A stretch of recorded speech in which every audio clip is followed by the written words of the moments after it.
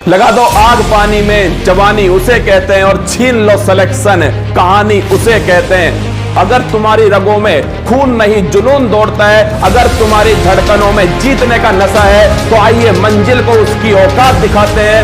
तैयार रहना, मैं पूरे जोश के साथ में आपके बीच में होऊंगा। और तेरे पसीने की हर बूंद को मोती तक चमकाऊंगा। सपने बड़े देखना, पूरा करके तेरा सिर से दिखलाएगा।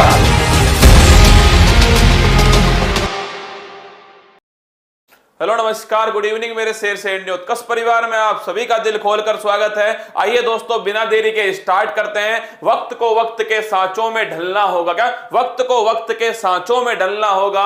हम मेहनत वाले हैं, सुन ले किस्मत, एक दिन तुझे भी हमारी मेहनत के सामने झुकना होगा। वक्त को वक्त के सांचों में ढलना होगा, हम मेहनत वाले हैं, किस्मत को भी एक दिन हमारे आगे झुकना पड़ेगा। और जब दोस्तों मांझी जो है वो पहाड़ को तोड़कर रास्ता बना सकता है, तो हम दोस्तों इस कलम के द्वारा इतिहास रच सकते हैं। हम इस कलम के द्वारा, अपनी मेहनत के द्वारा अपने मां बाप का सपना पूरा कर सकते हैं, और हम करके दिखलाएंगे। आइए आगाज करते हैं। बिल्कुल राम, कुलदीप, दिनेश, रीना, विकास, रोहित, राजबंधु, सभी का दिल खोलकर स्वागत है भाई। आइए स्टार्ट करते हैं। पहला सवाल, गोपथ ब्राह्मण ग्रंथ का संबंध किस वेद से? मैंने आपको पहले बता चुका हूं, ये श्रृंखला जो है वो उन सवालों की है दोस्तों जो किसी ना किसी एग्जाम के अंदर पूछे गए हैं, या दोस्तों जो रिपीट होने वाला जो प्रश्न है वो आपके सामने रख रहा हूं। गोपथ ब्राह्मण ग्रंथ का संबंध किस वेद से? देखिए, वेद त्रयी जो है ना, ये भी पेपर में बड़ी बार पूछते हैं कि वेद त्रयी में कौन सा वेद शामिल नहीं है। दोनों का आंसर होगा एक ही, अथर्ववेद। क्या होगा? अथर्ववेद जो है, ये ध्यान रखिएगा। गोपथ ब्राह्मण ग्रंथ है, इसका संबंध किससे? इसका संबंध दोस्तों लिख लीजिए अथर्ववेद से। और अगर पूछे वेद त्रयी में कौन शामिल नहीं है, तो भी ध्यान रखिएगा ये दोस्तों कौन शामिल नहीं है? अथर्ववेद जो है वो इसमें शामिल नहीं है। इसी में आपको ध्यान रखना है मुंडकोपनिषद। क्या है दोस्तों? मुंडकोपनिषद जो है, इसमें आपको एक बात तो ध्यान रखनी है कि जो मुंडकोपनिषद है, पहला सवाल हो गया सत्यमेव जयते जो शब्द है ये कहां से लिया गया? तो ये ध्यान रखिएगा मुंडकोपनिषद से सत्यमेव जयते शब्द लिया गया। और अगर पूछे आपसे दोस्तों यज्ञ को टूटी हुई नौका किसमें कहा गया है, तो ध्यान रखिएगा जो यज्ञ है इसे दोस्तों टूटी हुई जो नौका है इसे भी ध्यान रखिएगा मुंडकोपनिषद में कहा गया। ये चारों क्वेश्चन आपको नोट करने। अगला क्वेश्चन, सिक्कों का अध्ययन क्या कहलाता है? ये सवाल दोस्तों जब पूछा गया था ना, तब तो ये हवा में से निकला था सवाल, और ये सवाल एसएससी सीजीएल के अंदर पूछा गया था कि जो सिक्कों का जो अध्ययन है इसे क्या कहा जाता है। मैंने एक सवाल और लिख दिया यहां पर, अभिलेखों का अध्ययन दोस्तों क्या कहलाता है? देखिए, अभिलेखों का जो अध्ययन है ये तो आप सभी जानते हो, एपिग्राफी जो है ये अभिलेखों का जो अध्ययन है कहलाता है। क्या एपिग्राफी क्या होता है दोस्तों? अभिलेखों का अध्ययन। सवाल पूछा गया सिक्कों का जो अध्ययन है वो क्या कहलाता है, लिखना न्यूमिस्मैटिक्स। ये सवाल आया था एसएससी सीजीएल के अंदर, न्यूमिस्मैटिक्स। क्या न्यूमिस्मैटिक्स जो है ये दोस्तों ध्यान रखिएगा, सिक्कों का जो अध्ययन है वो कहलाता है न्यूमिस्मैटिक्स।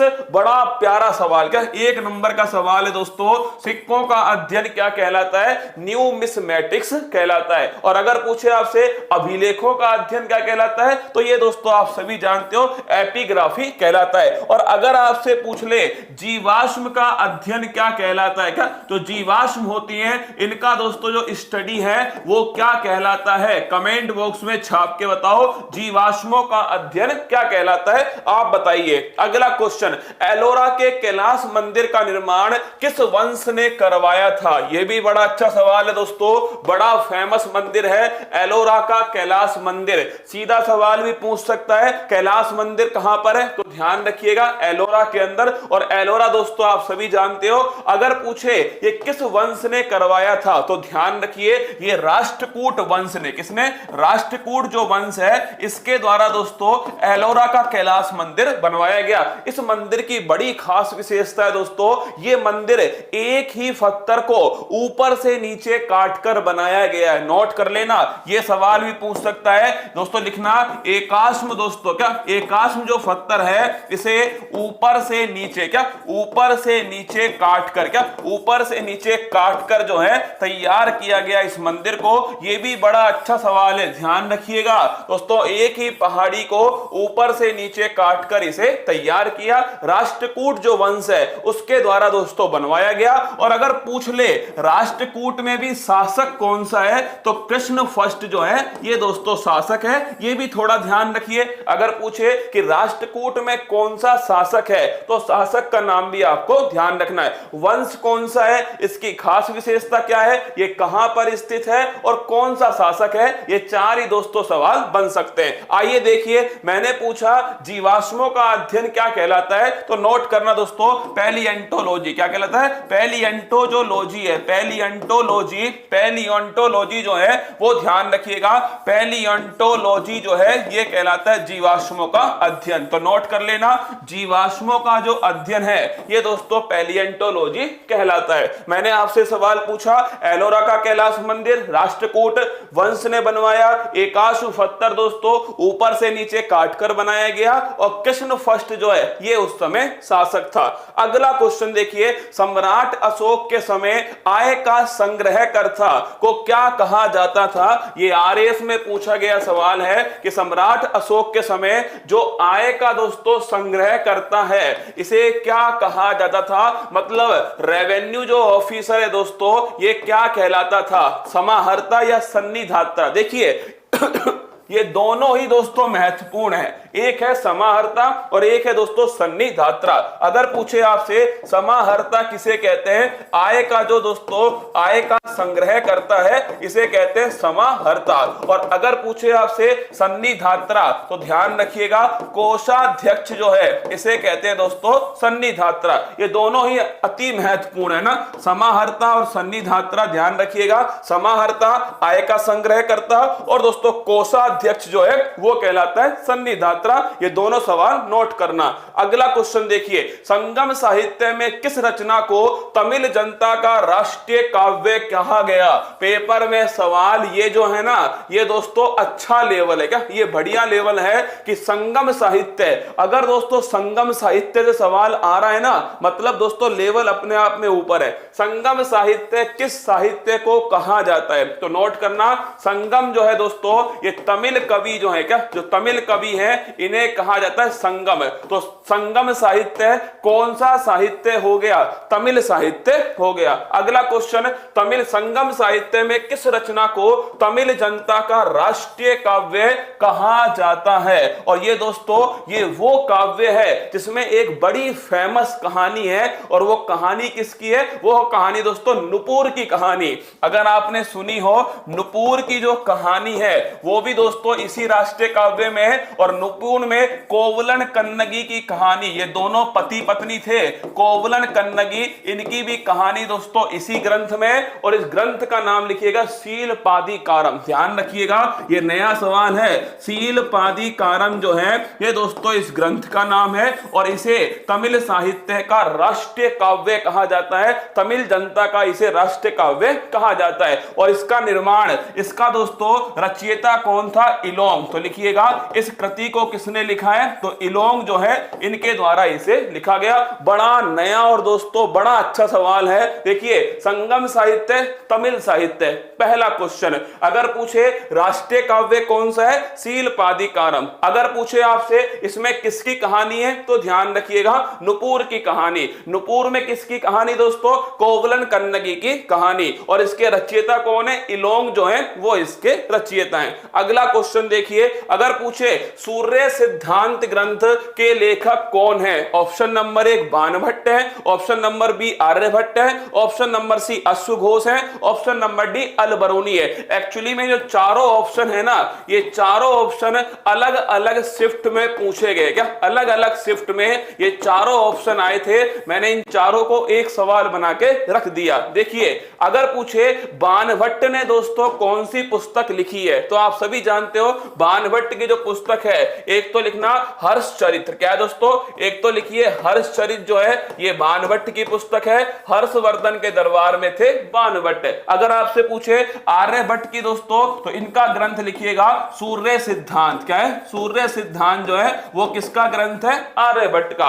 अगर पूछे अश्वघोष, इनका ग्रंथ है बुद्ध चरित्र, कौन सा है, बुद्ध चरित्र जो है ये अश्वघोष का ग्रंथ है। अल बरूनी, इनका लिखिए दोस्तों, अल बरूनी जो है किताब उल हिंद जो है ये अल बरूनी का दोस्तों ग्रंथ है, किताब उल हिंद है। और किसके संग आया था, महमूद गजनवी के संग भारत में आया था। ये सवाल भी दोस्तों पेपर में आ चुका है। देखिए सवाल एक ही था कि सूर्य सिद्धांत ग्रंथ के लेखक कौन है। देखिए आंसर हो गया इसका क्या, आर्यभट्ट जो है वो इसका आंसर हो गया। लेकिन अगर पूछे बाणभट्ट कादंबरी ग्रंथ भी दोस्तों लिखिएगा, कादंबरी ग्रंथ के लेखक कौन है, तो भी ध्यान रखिएगा बाणभट्ट जो है वो कादंबरी ग्रंथ के लेखक हैं। अगर पूछे अश्वघोष, ये दोस्तों ध्यान रखिएगा बुद्ध चरित्र जो है ये अश्वघोष जो है बुद्ध चरित्र के हैं। और अल बरूनी किताब उल हिंद के किसके समय आए थे भारत में, महमूद गजनवी के समय में आए थे। ये चारों क्वेश्चन अच्छे क्वेश्चन। अगला क्वेश्चन, बाजार नियंत्रण प्रणाली के लिए दीवान ए रियासत पद का सृजन किसने किया। पेपर में सवाल पूछा गया बाजार नियंत्रण प्रणाली किसके समय में स्टार्ट हुई थी। मैंने एक कदम आगे बढ़ाया और वो सवाल मैंने क्या कर दिया कि बाजार नियंत्रण प्रणाली के लिए दीवान ए रियासत पद का सृजन किसने किया। तो इसका आंसर लिखिएगा, इसका आंसर दोस्तों खिलजी वंश के अंदर अलाउद्दीन खिलजी, किसने, AK-47 है, अलाउद्दीन जो खिलजी है इसके द्वारा बाजार नियंत्रण प्रणाली या दीवान ए रियासत जो पद है इसका सृजन किया गया। इसी के द्वारा दोस्तों हर बाजार का एक अधिकारी भी अपॉइंट किया गया। और कौन बताएगा कमेंट बॉक्स में, हर बाजार का दोस्तों, हर बाजार का एक दोस्तों इसने अधिकारी अपॉइंट किया था, उसका पद का नाम क्या था, कमेंट बॉक्स में छाप के बताओ उस पद का नाम क्या है। तो आंसर हो गया इसका अलाउद्दीन खिलजी। अगर पूछे आपसे बाजार नियंत्रण प्रणाली, ये ध्यान रखिएगा अलाउद्दीन खिलजी की है। दीवान ए रियासत जो पद है ये भी उन्हीं के द्वारा दोस्तों बनाया गया।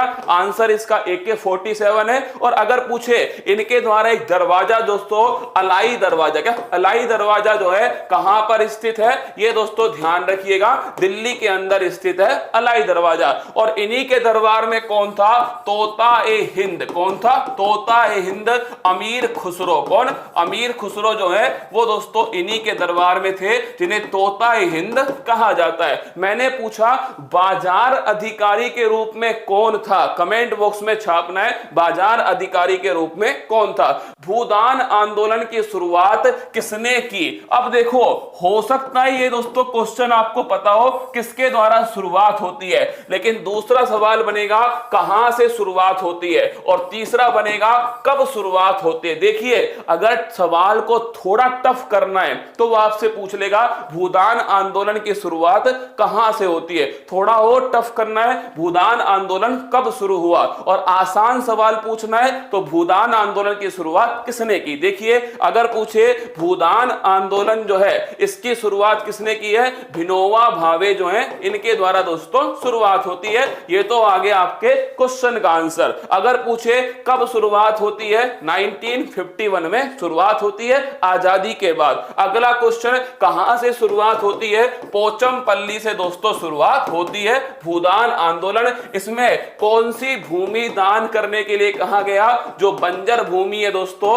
इसे दान करने के लिए कहा गया। तो नोट कर लेना भूदान आंदोलन विनोबा भावे के द्वारा स्टार्ट हुआ। खुदाई खिदमतगार संस्था के संस्थापक कौन थे, तो नोट कीजिए इसके संस्थापक। देखो ये सवाल भी पूछ सकता है खुदाई खिदमतगार या आपसे पूछ सकता है लाल कुर्ती दल। ये दोनों ही सवाल जो है परीक्षा में बार बार पूछे जाने वाले सवाल हैं। देखिए ये पूछ ले खुदाई खिदमतगार तो भी ध्यान रखिएगा इसका आंसर क्या है, इसका आंसर दोस्तों लिखना खान अब्दुल गफ्फार खान। क्या खान अब्दुल गफ्फार खान जो है इन्होंने दोस्तों किसकी रचना की है, खुदाई खिदमतगार की। और अगर आपसे पूछे इन्हीं के दल को क्या बोलते हैं, लाल कुर्ती दल भी कहा जाता है। और इन्हें क्या कहते हैं, सीमांत गांधी दोस्तों इन्हें कहा कहा जाता है? तो अगर आपसे पूछे खान अब्दुल गफ्फार खान, इन्हें सीमांत गांधी कहते हैं। और अगर पूछे ये किसके संस्थापक है, खुदाई खिदमतगार के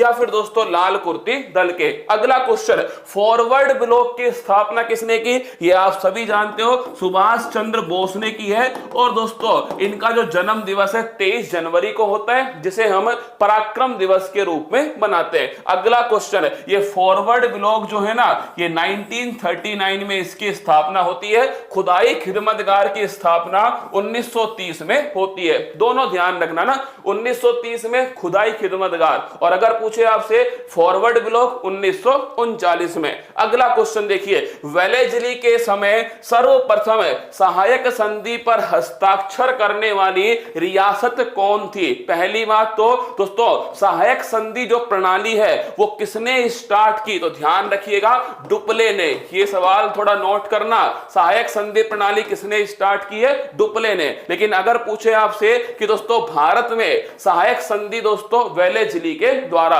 और अगर पूछे पहली रियासत जिसने इस पर साइन किए थे तो वो थी दोस्तों हैदराबाद। कौन सी है? हैदराबाद रियासत है। और अगर पूछे कब साइन किए? 1798 में साइन किए। तो पहला सवाल लिखिएगा, वेलेजली के समय सर्वप्रथम सहायक संधि पर हस्ताक्षर करने वाली रियासत कौन सी है? वो है दोस्तों हैदराबाद। अगर पूछे कब किए थे, वो ध्यान रखिएगा 1798 में किए थे। अगला क्वेश्चन देखिए, नील दर्पण पत्रिका के संपादक कौन थे? बढ़िया लेवल का सवाल है, एसएससी सीजीएल में इस सवाल को पूछा गया और मैंने 4 नए सवाल जो हैं वो आपके सामने फेंक दिए। देखिए सवाल, नील दर्पण पत्रिका के संपादक कौन थे? ऑप्शन नंबर 1 ईश्वर चंद्र विद्यासागर है। ऑप्शन नंबर बी दीन बंधु मित्र है। Option number C Sachindra Nath Sanyal है। ऑप्शन नंबर डी राजा राम मोहन राय। अब बताइए नील दर्पण पत्रिका के संपादक कौन है? देखिए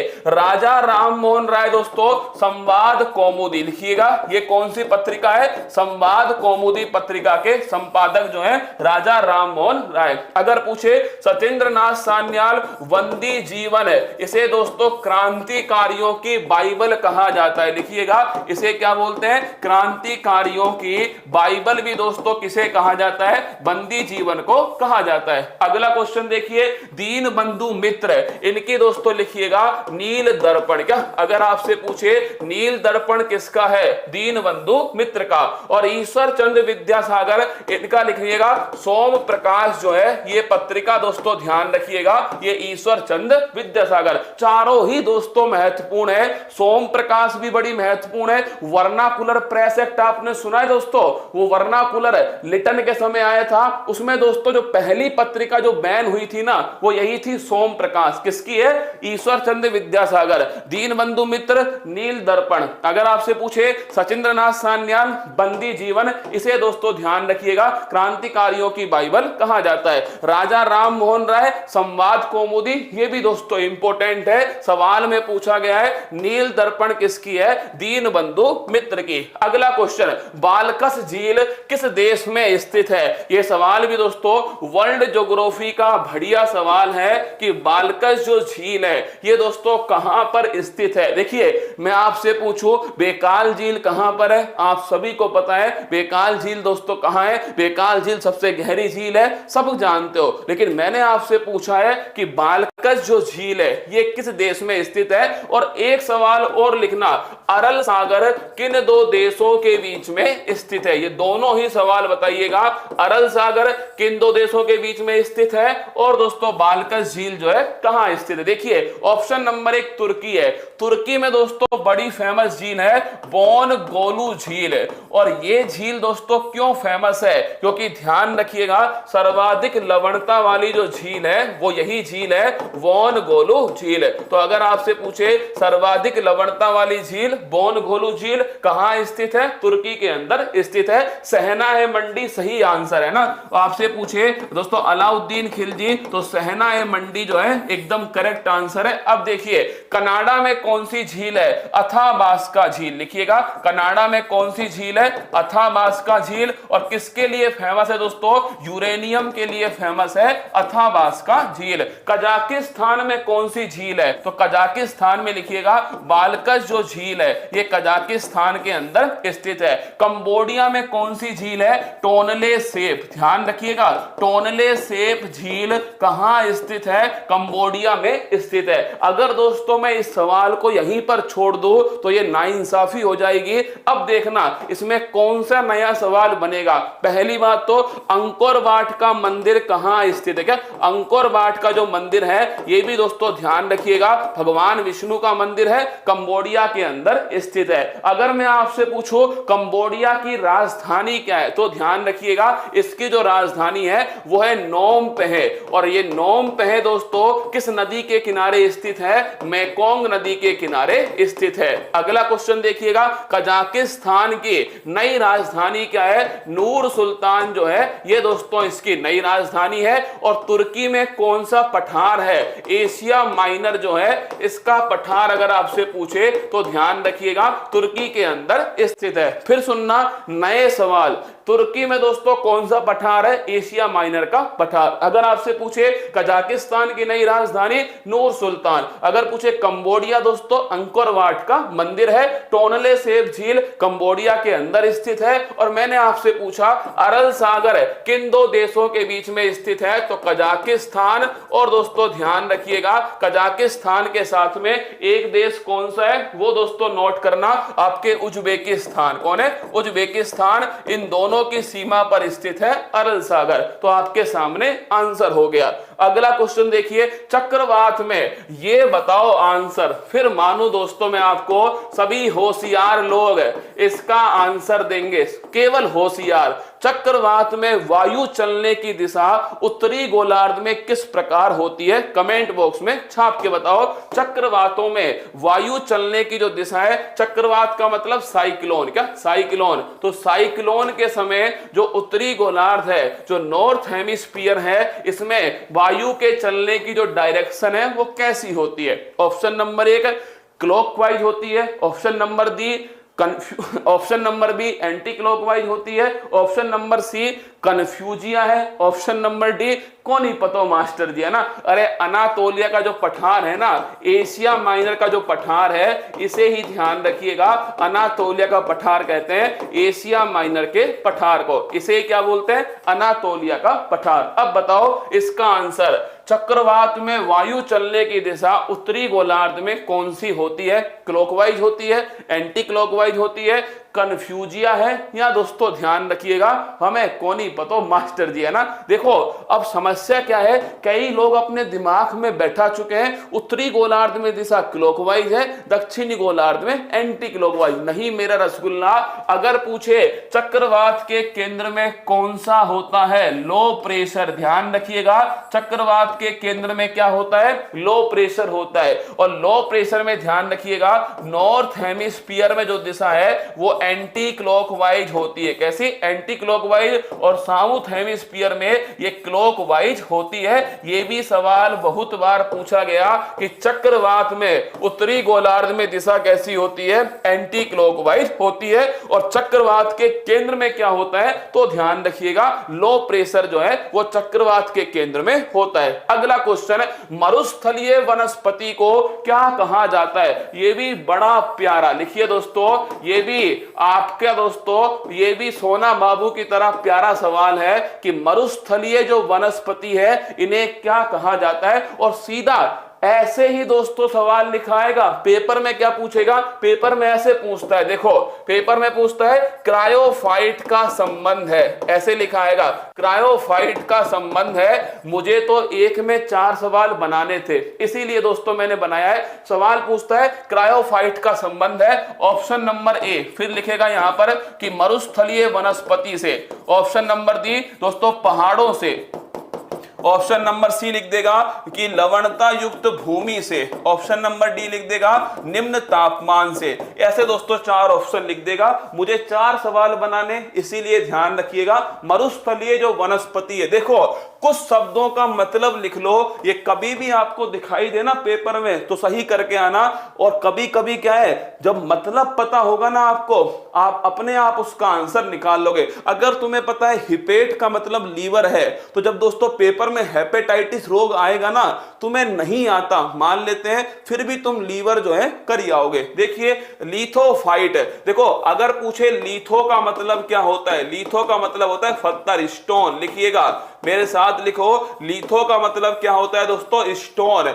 अब सुनो, अगर कोई सवाल में लिखा आ जाए कि लिथो सर्जरी का उपयोग किसमें होता है, तो दोस्तों पेट में जो स्टोन होता है ना, जो पथरी होती है, उसमें उसका उपयोग होता है। अपने आप अपनी खोपड़ी चलाना ना, लिथो का मतलब ध्यान रखिएगा स्टोन होता है। अगर पूछे आपसे जीरो का मतलब क्या होता है, जीरो का मतलब लिखिए दोस्तों, इसका मतलब होता है मरुस्थल। क्या होता है, मरुस्थल जो है इसका मतलब है जीरो। अगर आपसे पूछे क्रायो का मतलब क्या होता है, क्रायो का मतलब होता है न्यून तापमान। क्या होता है, न्यून तापमान। जैसे क्रायोजेनिक इंजन, क्या क्रायोजेनिक इंजन दोस्तों, ये आपको पता है ना, न्यून तापमान पर काम करने वाली तकनीक, क्रायोजेनिक इंजन। तो क्रायो का मतलब क्या है, न्यून तापमान। और अगर पूछे हैलो का मतलब क्या है दोस्तों, हैलो का मतलब इसका मतलब है लवणता। क्या है, लवणता।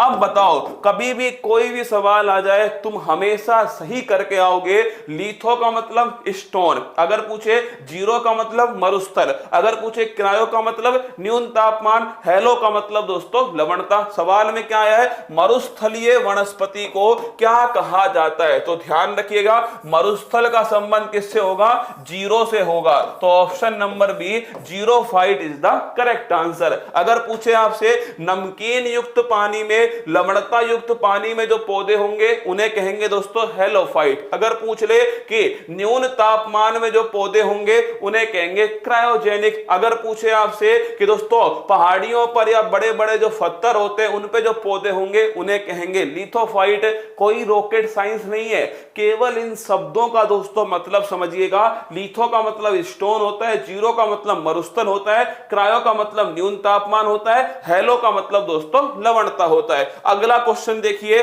अगर पूछे आपसे कि इलायची, चाय और काजू की खेती के लिए कौन सी मृदा सर्वाधिक उपयुक्त है, ये सभी सवाल जो है ना, हो सकता है आपको दोस्तों इनमें कम सवाल आते हो, पर ये आपको मजबूत करेंगे, ये आपको और दोस्तों बेहतरीन करेंगे। देखिए सवाल देखो, इलायची, चाय और काजू की खेती के लिए कौन सी मृदा सर्वाधिक उपयुक्त होती है। ऐसे इसका आंसर नहीं निकलेगा, तुम अपने दिमाग पे जोर मत देना। एक्चुअली में दोस्तों तुम एक बार ये सोच के देखो कि तुम्हें ये पता होना चाहिए कि ये जो मृदा है ये भारत में कहां कहां मिलती है। अपनी खोपड़ी पे जोर दो। काली मृदा दोस्तों ये मिलती है दक्कन के पठार में। अरे पता है या नहीं पता कि दक्कन के पठार में क्या मिलती है, काली मृदा। लेटेराइट कहां मिलती है, ये दोस्तों जो आपका केरल वाला तट है यहां पर मिलती है लेटेराइट। जलोढ़ कहां मिलती है, जो दोस्तों नदी वाले क्षेत्र हैं यहां मिलती है जलोढ़। और रैगूर, ये काली मृदा को ही कहते हैं दोस्तों रैगूर। पहले इन मिट्टियों का जो स्थान है वो पता करो। अब दोस्तों दिमाग लगाओ कि जो एक काजू, इलायची और मसाले हैं ये दोस्तों कहां मिलते हैं भारत में। अरे माय डियर रसगुल्ला, ये सब की सब दोस्तों भारत में कहां मिलते हैं, ये सब की सब भारत में केरल के अंदर मिलते हैं। कहां मिलते हैं, केरल के अंदर मिलते हैं। मसालों की नगरी केरल दोस्तों, इलायची है कार्डमम हिल, याद करो कार्डमम जो हिल है भारत की सबसे दक्षिणतम है। इलायची की पहाड़ी दोस्तों ये भी कहां स्थित है, केरल में स्थित है। तो ये सब की सब मिलते हैं केरल में। और केरल में कौन सी मिट्टी है, केरल में मिट्टी है दोस्तों लेटेराइट। तो ऐसे ध्यान रखना है आपको कि लेटेराइट जो है ये इलायची, चाय और काजू की खेती के लिए दोस्तों अच्छी होगी, तो ध्यान रखना लेटेराइट। और अगर आपसे पूछे इन तीनों चीजों को दोस्तों आप कब खाते हो, सुनना मेरी बात को, अब है तुम्हारे दोस्तों जुगाड़ की बारी। अगर मैं पूछूं आपसे इलायची को, चाय को और काजू को तुम दोस्तों तीनों की तीनों को कब खाते हो, जब भाई साहब तुम देख रहे होते आईपीएल। क्या आईपीएल, और दोस्तों आईपीएल जब तुम लेटे हुए देखते हो, कैसे देखते हो, जब लेटे हुए दोस्तों आईपीएल देखते हो ना, तब इन तीनों चीजों को खाते हो। तो ध्यान रखिएगा इलायची, चाय और काजू ये दोस्तों कैसे, ये लेटे हुए खाई जाती है, इसीलिए लेटे से बन गया क्या, लेटे से बन गया दोस्तों लेटेराइट। ठीक है, राइट है। एकदम राइट है क्या? एकदम राइट है, लेटे राइट है। अरे कॉफी कर्नाटक में भी मिलती है, ऐसी बात नहीं है, पर मैंने कहा इसके लिए सबसे अधिक उपयुक्त मिट्टी कौन सी है, लड़ाई उस बात की है, तो laterite is the correct answer. निम्न में से कौन सा अवरोही क्रम लिंगानुपात जो कि 2011 की जनगणना की दृष्टि से सही है? आंसर दो कमेंट बॉक्स में छाप के। कभी कभी क्या होता है दोस्तों, सवाल जो है ना वो लगता आसान है क्या, सवाल लगता आसान है, पर दोस्तों उसमें हमें मिलता है क्या, नेगेटिव मार्किंग। क्या मिलती है? Negative marking. उदाहरण आपके सामने देखिए, सवाल को देखिए एक बार। निम्न में से कौन सा अवरोही क्रम लिंगानुपात, लिंगानुपात का मतलब दोस्तों सेक्स रेशो, क्या सेक्स रेशो, लिंगानुपात कौन सा 2011 की जनगणना का की दृष्टि से सही है? Option A, option B, option C, option D, comment box में छाप के बताओ। इतने मैं पीता हूं पानी। अरे आराम से बता दो ना। हाँ मैंने पहले कह दिया ना, ये सवाल जो है ना, ये नंबर को दोस्तों लुटाने वाला सवाल, लिख लो, इसे कहते हैं लुटेरा सवाल। क्या ये है दोस्तों लुटेरा सवाल? ये लुटेरा है, ये तुम्हारे नंबर दोस्तों लेके जाएगा। शेर शेरनी का मतलब क्या है? इसका मतलब होता है जंगल का राजा, और इस जंगल का राजा वही बनेगा जो मेहनत करेगा। ठीक है, शेर शेरनी ये नए क्या फुदक के आते बीच में ना। बताओ ए बी सी डी। हाँ देखो, सभी का सही आंसर है ऑप्शन नंबर बी। क्या ऑप्शन नंबर बी? सभी का एकदम करेक्ट आंसर है ऑप्शन नंबर बी। ये पानी मैंने दोस्तों खुद के लिए नहीं भरा था, ये पानी मैंने तुम्हारे लिए भरा था, डूबने के लिए ना, डूबने के लिए भरा तुम्हारे लिए। ऑप्शन नंबर बी, ये लो पानी का गिलास और इसमें डुबकी लगा। क्या डुबकी लगा मेरा रसगुल्ला? सवाल कौन पढ़े गुरुजी? Option D. अब कईयों को क्या लगता है, कई दोस्तों इतने होशियार हो चुके हैं, अगर सर ने इतना बड़ा सवाल पूछा है तो पक्का ही ऑप्शन नंबर डी होगा। हाँ कई तो दोस्तों ज्ञानी होते हैं। क्या ये होते हैं दोस्तों ज्ञानी, है ना, ये कुछ ज्यादा अति होशियार, इन्हें बोलते हैं दोस्तों अति होशियार, है ना। ये सोचते हैं कि गुरुजी ने इतना बड़ा सवाल लिखा है, ए तो पक्का ही गलत लिखा होगा, क्योंकि ए तो सही लिखता ही नहीं है मास्टर हमारा, ये पक्का ही डी सही लिखता है। तो भाई साहब जय माता दी, ऑप्शन नंबर डी, ये है अति होशियार और ये है दोस्तों पानी में डूबने लायक है। अरे मेरा रसगुल्ला, अरे रामफल, मन तो कर रहा है तेरे बाल पकड़ के नहीं घुमा घुमा के मारो। लिंगानुपात का सवाल गलत हो गया।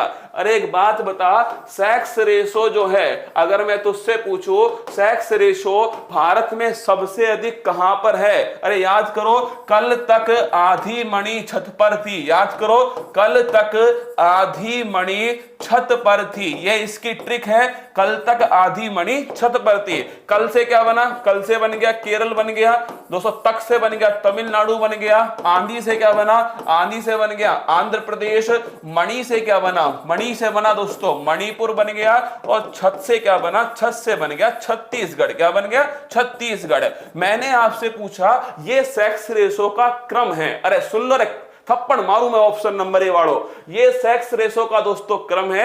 ये पहले सबसे अधिक सेक्स रेशो केरल का है, उसके बाद में तमिलनाडु का, तीसरा आंध्र प्रदेश का, चौथा मणिपुर का, पांचवा छत्तीसगढ़ का। ये इसका कौन सा ऑर्डर है? ये इसका दोस्तों ध्यान रखिएगा, ये इसका कौन सा ऑर्डर है? ये आरोही क्रम है। कौन सा है? आरोही क्रम है। ये जो मैंने आपके सामने लिखा है, मैंने सवाल पूछा है रसगुल्ला, कौन सा? मैंने सवाल पूछा अवरोही क्रम बताना है। क्या मैंने आपसे पूछा है अवरोही जो क्रम है वो कौन सा क्रम होगा? अवरोही का मतलब क्या होता है? कमेंट बॉक्स में छाप के बताओ। अवरोही जो क्रम है ये कौन सा क्रम होता है? अच्छा मैंने सवाल ही आसान पूछ लिया तुमसे, है ना। हाँ मैंने सवाल ही आसान पूछ लिया। मैंने पूछा आपसे कि आरोही जो क्रम है दोस्तों ये कौन सा? अरे ये जो क्रम है ना आपके जो नीचे है, मतलब एक के बाद में दो के बाद में तीन के बाद में चार, ये जो क्रम है, हाँ अरे बिल्कुल, सवाल में कौन सा क्रम पूछा है? अवरोही क्रम। अवरोही का मतलब क्या होता है भाई?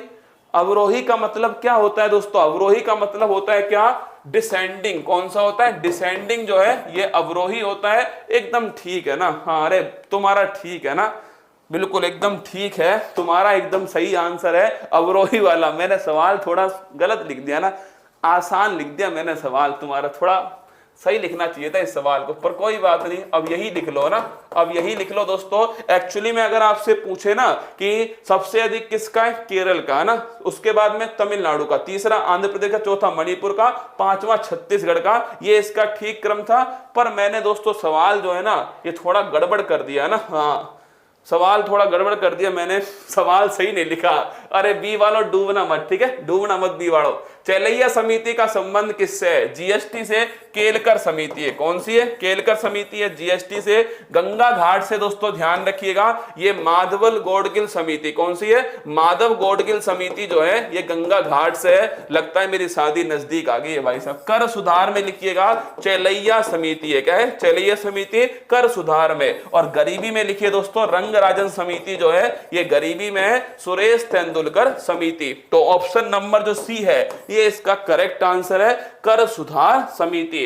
एक और सवाल है, भारत की आकस्मिक निधि का उल्लेख संविधान के किस अनुच्छेद में है, तो आर्टिकल 266 इसमें दोस्तों अरे आर्टिकल 266 ध्यान रखिएगा, इसमें कौन है, इसमें संचित निधि, कौन है, संचित निधि दोस्तों आर्टिकल 266 में है। 267 इसमें आकस्मिक निधि, कौन सी है, आकस्मिक निधि है 267 के अंदर। 368 में दोस्तों ध्यान रखना संविधान संशोधन है 368 के अंदर। और 279A इसमें लिखिएगा जीएसटी काउंसिल जो है ये 279A के अंदर। तो इसका आंसर क्या हो गया, इसका आंसर हो गया दोस्तों ऑप्शन नंबर बी जो है ये इसका करेक्ट आंसर है।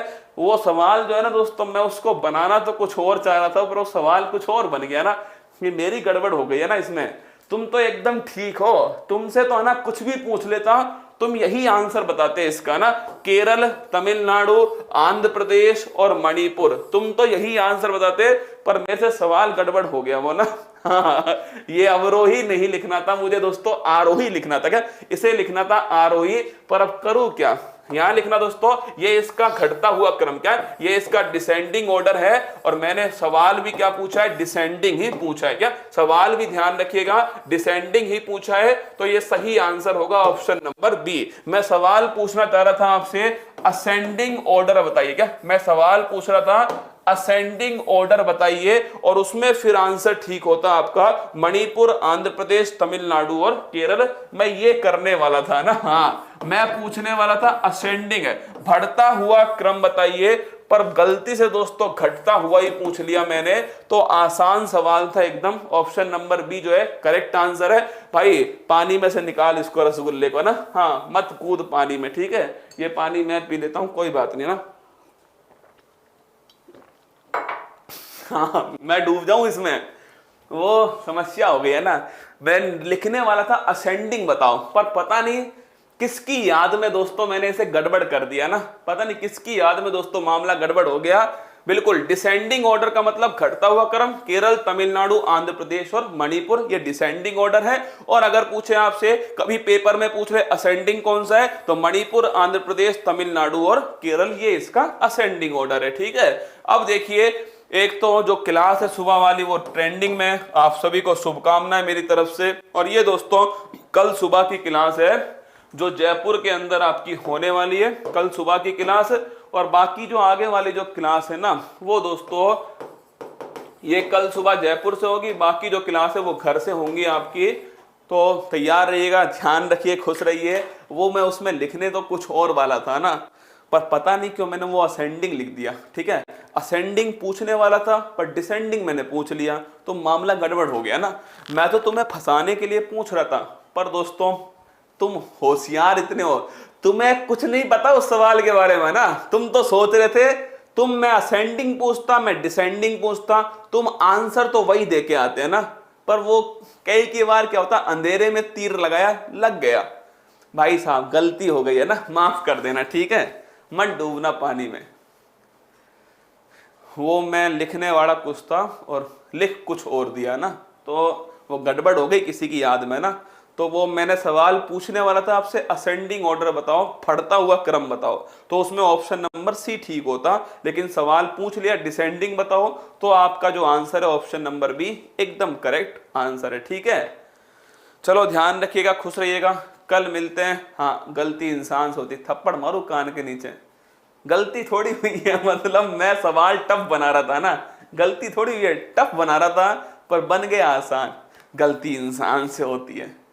खुद ने चाहे 50 गलत बता दिए हो अभी तक, पर जैसे ही मेरा वो गड़बड़ हुआ ना, गलती इंसान से होती है। हाँ भाई भगवान जी, गलती इंसान से होती है ना। कल सुबह क्लास होगी वही 6 बजे, उसी समय होगी एकदम। सर खेत से लाइव हूं, बहुत बढ़िया बात है, माफ किया। अरे भाई इतना बड़ा एहसान कर दिया ना तूने, बस माफ करके नहीं पूछे बस।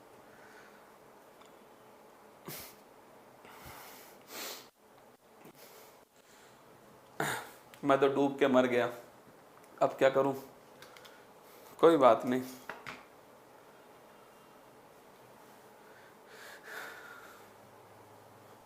क्लास की छुट्टी कब होगी? नहीं होगी।